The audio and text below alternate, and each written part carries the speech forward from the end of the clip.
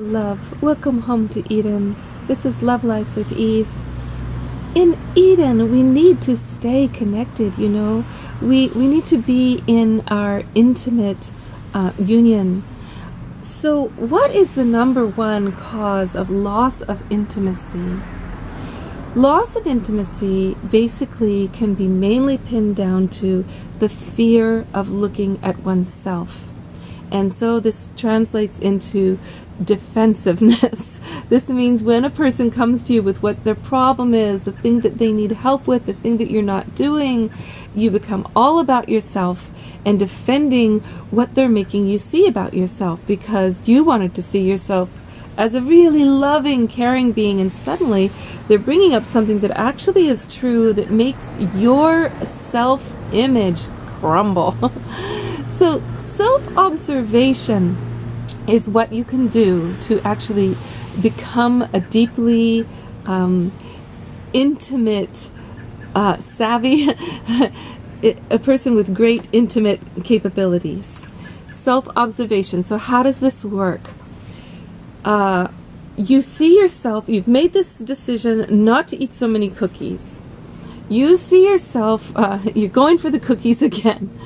This time you go, oh, there I am eating those cookies. Now the tendency is to go, I'm a bad person, I'm eating cookies, I knew it, I'm a glutton, you know, and I'm stealing from my little child who needs these cookies later, but I'm going to eat them anyway, and I'm so bad. Beat yourself up. Intimacy with yourself comes first. And the best kind of way to begin this relationship is to go, oh, intimacy with myself means I don't beat myself up for my many flaws. I actually just look at them, just with awareness. Okay, today I'm gluttoning on cookies, and I am going to face later on my little kid crying because there's no cookies, and there I am. I am that selfish. So without reacting, beating oneself up, next day comes more cookie challenges. And the more we've watched ourselves in our naughtiness, without judgment and without forcing anything, the more separate we become from the reactive, defensive nature that wants to either beat ourselves up or deny things.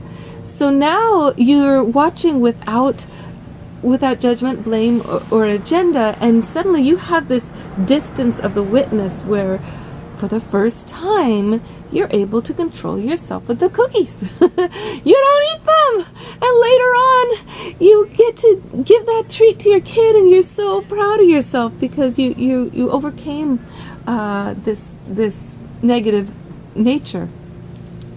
Now, if we do this enough, where we actually accept the many parts of ourselves that are destructive, that are less than we want to be, that are much more selfish than we ever dreamed we were, and we just go, hey, wait, I'm an animal, like that bird. What are the animals doing all day? Well, the chipmunk's running around going, I want a nut, I want a nut, I want another nut. The bird's like, I want a worm, I want another worm, I gotta get a worm, I want a twig, the right kind of twig. They're all about themselves. We're animals. We're about ourselves. This is animal nature. There's also, you can look at it and we can go, okay, I'm in evolution. I am growing. Just the fact that I'm looking at myself is this awesome thing that I'm always growing. So pretty soon you're going, okay, the fact that I'm not who I want to be yet, I'm not the best version of myself yet, it's really okay. It's deeply okay. It means that I'm not going to be so harsh on other people. And so they're okay. Now I don't have to change them. They don't have to change me. We can just be honest and laugh about ourselves. Now, when somebody comes to you with something you've done that really makes you defensive about the whole picture you had about yourself, you don't react. You simply listen. You take it in. You wonder. You ponder. Like, did I really do that? Wonder where I was coming from. I wonder if I could do better. You tell them, I'm sorry.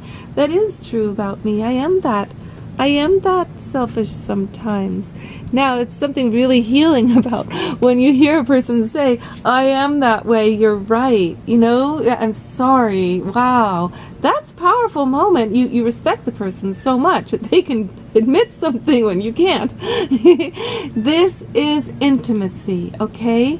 Intimacy with your friend starts with intimacy with yourself, self-observation, okay?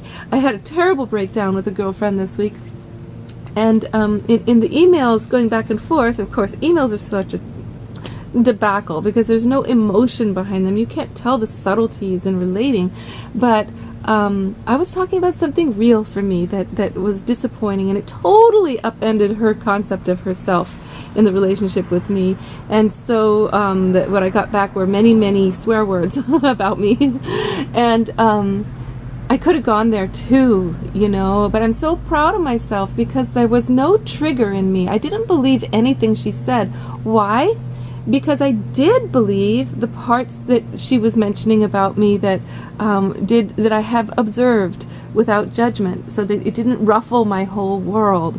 You know, I could just take it, relax into it, wait for wisdom, and speak to her, continue speaking to her from my truth. Because the point of your intimacy is not to sublimate things that are difficult. It's the opposite. It's that you feel so comfortable in your own skin. You feel so much self-love despite your many flaws that you can bring up what you really need and what's really going on for you in the relationship and not going on. Okay? The best book on self-observation is called Self-Observation by Red Hawk. It's from, he studied the Gurdjieff work. Of course, I come from a lineage of that because of my mother, who's 40 years into the Gurdjieff work. I'm just a beginner, you know, but she's always teaching me.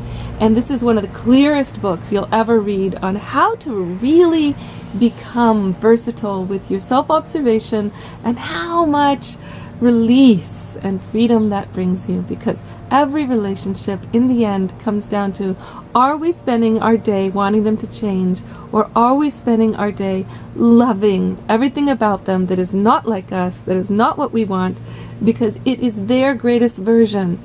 And so what we want is to make them more of that thing we hate, because that's their greatest version, and they need to make us more of the thing they hate because that's our greatest version. And the joy in it is not making them like ourselves.